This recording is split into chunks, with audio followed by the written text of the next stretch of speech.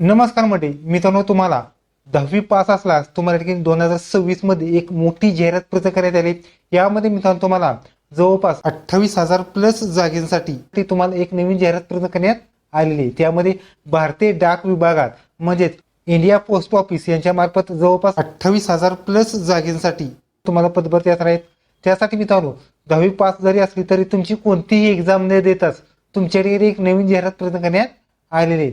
यासाठी मित्रांनो तुम्हाला परीक्षा होणार की नाही, पगार किती असतो, कशा पद्धतीने अर्ज करायचे आहेत, शेवटची तारीख काय आहे, बाकी संपूर्ण माहिती आजच्या व्हिडिओमध्ये आपण पाहणार आहोत. तर व्हिडिओ शेवटपर्यंत नक्की पहा.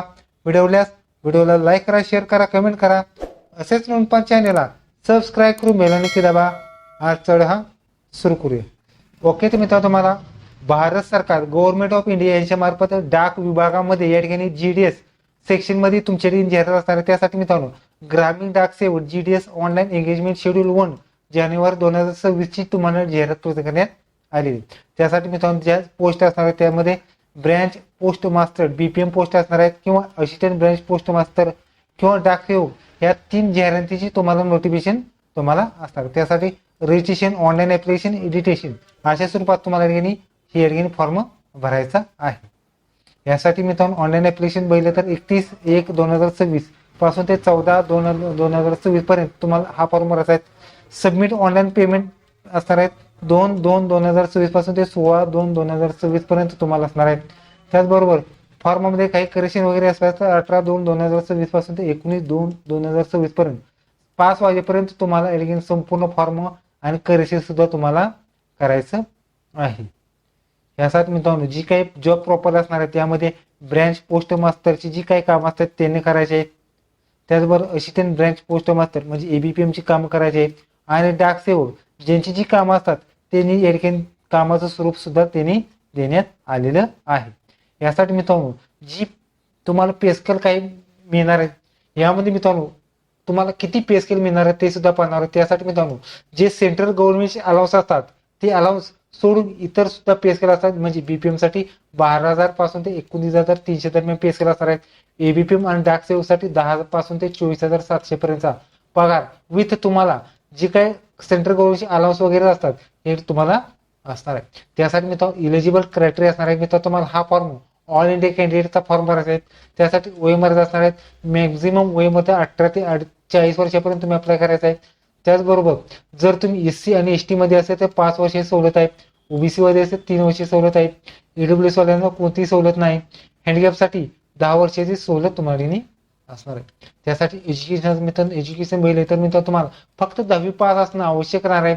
त्याचबरोबर तुम्ही ज्या राज्यासाठी अप्लाय करू शकता त्याचा 10वी मध्ये जो विषय असतो म्हणजे लोकल लँग्वेज असते ते देखील असणं आवश्यक राहणार. म्हणजे जर तुम्ही मराठी, हिंदी आणि इंग्रजी भाषा असेल 10वीला तर तुम्ही ज्या ज्या राज्यात मराठी, हिंदी, इंग्लिश भाषा बोलली जाते त्या राज्याला तुम्ही अप्लाय करू शकता. त्याचबरोबर special project respect knowledge local language असणार. त्यामध्ये अरुणाचल प्रदेश आहे, गोवा आणि सिक्कीम ह्या राज्यांना ज्यांची लँग्वेज असते त्यासाठी तुम्ही अप्लाय करायचा आहे. यासाठी अदर डॉक्युमेंट सुद्धा असणार आहेत. म्हणजे कॉम्प्युटर नॉलेज असणार आवश्यक नाही, नॉलेज ऑफ सायकलिंग असणं आवश्यक राहणार आहे. अशा स्वरूपात जे की अदर क्वालिफिकेशन सुद्धा तुमच्याकडे असणं आवश्यक राहणार. यासाठी स्पेशल रिझर्वेशन सुद्धा असणार आहे. त्यामध्ये SC कॅटेगरी आहे, ST category, BC category, handicap आणि EWS कॅटेगरीचा सुद्धा समावेश करण्यात आलेला आहे. यामध्ये जी काही कॅटेगरी असतात हँडिकॅपचे त्याची या ठिकाणी सेपरेटली आरक्षण सुद्धा तुमच्याकडे असणार आहे. म्हणजे लक्षात घ्या तुम्ही जर हँडिकॅप असेल तर तुमच्याकडे डिसेबिलिटी सर्टिफिकेट लागणार आहे. त्यानुसारच तुम्ही अप्लाय करायचा आहे. आता मित्रांनो तुम्ही फॉर्म कशा पद्धतीने भरायचा आहे तर indiapost.go.in या वेबसाईटवर तुम्हाला ऑनलाईन फॉर्म भरायचा. ऑनलाईन फॉर्मची लिंक डिस्क्रिप्शन बॉक्समध्ये तुम्हाला मिळून जाणार. यामध्ये मित्रांनो सर्वात महत्त्वाची गोष्ट सिलेक्शन क्रायटेरिया. यामध्ये मित्रांनो तुम्हाला मेरिटनुसार तुमच्याकडे एक्झाम असणार आहेत. म्हणजे 10वीला किती मार्क्स पडलेत, पासिंग वर्ष काय, किती पर्सेंटेज आहेत यानुसार तुमच्याकडे जी की पहिली लिस्ट, दुसरी, तिसरी अशा जवळपास 6-7 लिस्ट लागले जातात. त्यानुसार तुमच्याकडे पदभरती असणार आहे आणि त्यानुसार तुमची सिलेक्शन प्रोसेस सुद्धा असणार आहे. यामध्ये मित्रांनो जर तुम्हाला ग्रेड पॉईंट असेल तर ग्रेड पॉईंटचा चार्ट सुद्धा तुम्हाला देण्यात आले आहेत. या ठिकाणी तुम्ही चेकआउट करू शकता. त्याचबरोबर काही विद्यार्थ्यांसाठी CGP असतो की SGP असतो त्याचा सुद्धा फॉर्मॅट त्यांनी देण्यात आले, तुम्ही चेकआउट करू शकता. यामध्ये DD यामध्ये मित्रांनो DOD म्हणजे डेट ऑफ एज असणार आहेत, ST असणार आहेत, ST फिमेल असणार आहेत. अशा स्वरूपात जे काही शॉर्ट फॉर्म मध्ये तुमच्याकडे निवड प्रक्रिया असणार आहे त्यासाठी जी कोड वापरले जातात त्यामध्ये कोडचा सुद्धा समावेश असणार आहे. यामध्ये मित्रांनो तुम्हाला फॉर्म मध्ये भरत असताना तुम्हाला ऍप्लिकेशन फॉर्म या SSC प्रमाणे भरायचा आहे. डेट ऑफ बर्थ SSC प्रमाणे, फादर नेम आणि मदर नेम हे सगळे SSC मार्कशीट प्रमाणे भरायचे आहेत. त्याचबरोबर ऍप्लिकेशन ब्लर फोटो किंवा सिग्नेचर अपलोड केली तर तुम्हाला तुमचा फॉर्म रिजेक्ट केला जाऊ शकतो. यामध्ये मित्रांनो काही डॉक्युमेंट्स आणि ऍड सुद्धा करायचे SSC मार्कशीट किंवा HSC मार्कशीट. यामध्ये SSC marksheet, ID proof, category, PWD, EWS, transgender certificate आणि बर्थ डेट सर्टिफिकेट तुम्हाला जी काही माहिती असेल ती तुम्हाला द्यायची आहे. यामध्ये शॉर्ट लिस्टिंग सप्लिमेंटरी असणारे मित्रांनो तुम्हाला इश्यू डेट असणार लास्ट यासाठी 30/6/2026 पर्यंत तुमच्याकडे जी काही प्रोसेस असते तुमची केली जाणार आहे. यासाठी मित्रांनो तुम्हाला कशा पद्धतीने फॉर्म भरायचा आहे त्यासाठी मित्रांनो तुम्हाला पहिल्यांदा 1 टाइम रजिस्ट्रेशन करायचं आहे. त्यानंतर तुम्हाला फॉर्म फिलिंग करायचं आहे. मित्रांनो पार्ट 1 टाइम रजिस्ट्रेशन असणार या वेबचा जर तुम्हाला पहिल्यांदा रजिस्ट्रेशन करायचं आहे. रजिस्ट्रेशन मध्ये तुम्हाला ठिकाणी मोबाईल नंबर, मेल आयडी टाकायचा आहे आणि त्या SSC मार्कशीट किंवा प्रमाणपत्र काय असेल त्यानुसार तुमचं OTR करायचं आहे.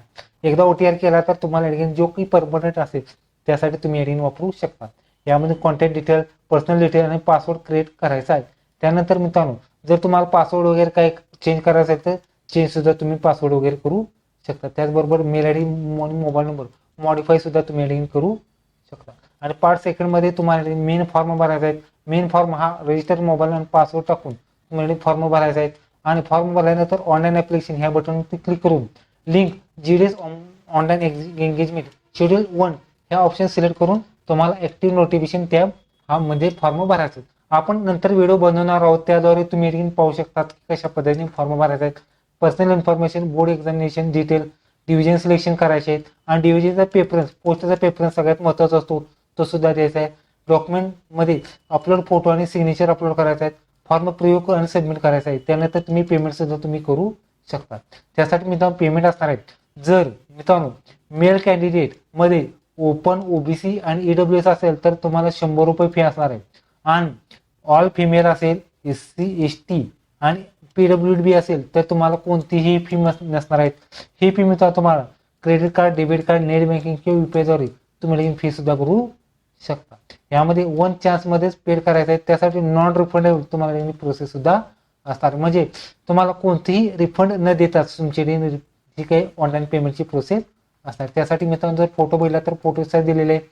त्यासाठी JPG, PNG द्वारे फोटो अपलोड करायचे आहे. 30 ते 100 KB फोटो अपलोड करायचे, साईज दिलेली आहे आणि विथची साईज सुद्धा दिलेली आहे. DPI सुद्धा देण्यात आली. त्याचबरोबर ब्लड फोटो वगैरे काही नसावा. त्याचबरोबर सिग्नेचर आहे. सिग्नेचर JPG किंवा PNG फोटो 20 ते 100 KB अपलोड करायचा आहे. त्यामध्ये 5:2 हाईट अँड रेशोचा फॉर्मॅट असावा आणि DPI 72 ते 150 DPI मध्ये क्लिअर फोटो आणि सिग्नेचर सुद्धा अपलोड करायचे आहे.